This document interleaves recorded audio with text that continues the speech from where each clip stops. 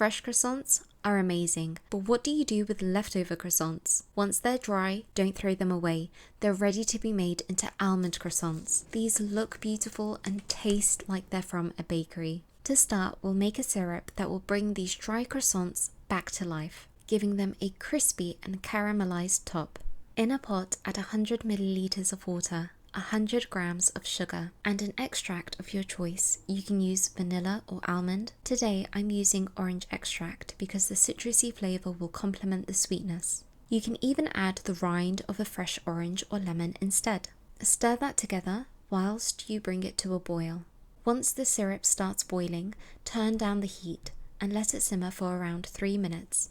To test whether the syrup has thickened up, put a little bit on a spoon and pour it on the side of the pot. Unlike water, the stream of syrup will linger. It doesn't take very long to get to this stage. You'll also be able to see on the spoon that there's a thin layer of syrup. You can either leave the syrup in the pot and dip the croissants directly there, but today I'm transferring the syrup to a wide dish so that it cools down faster. For that delicious croissant filling, let's make some almond cream with a few simple ingredients. In a bowl, add 60 grams of room temperature butter. You can use unsalted or slightly salted. Then add 70 grams of caster sugar and whisk together until fully combined. Add 1 egg and half a teaspoon of vanilla bean paste. You can also use vanilla extract if you prefer. Then whisk that together. As I was whisking, it was so strange. Even after going through the blades, the egg yolk just didn't want to break up. It's like it's looking up and smiling at us. You can't overmix at this stage, so really get those ingredients incorporated, and you'll end up with something like this. I've switched over to a spatula to fold in 25 grams of plain flour and 60 grams of almond flour, also known as almond meal or ground almonds. Stir that in until no flour streaks remain. For the croissants, you want them to be a day or 2 old.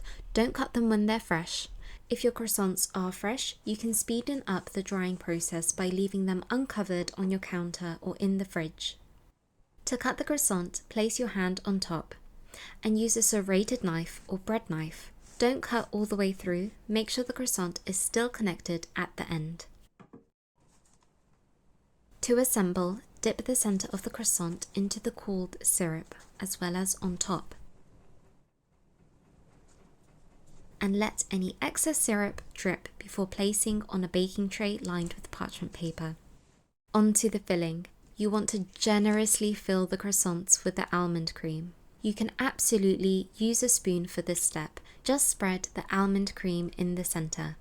As I'm filling these up, my oven is preheating at 180 degrees Celsius. This recipe is perfect for 4 standard-sized croissants. If you've got more croissants or they're larger, feel free to double the recipe. I know this doesn't look right, but you have to trust the process. You want to put a row of the almond cream on top. Just 1 line is enough because the almond cream will spread in the oven. Take your croissant and dip into some almond flakes, which will stick to the almond cream.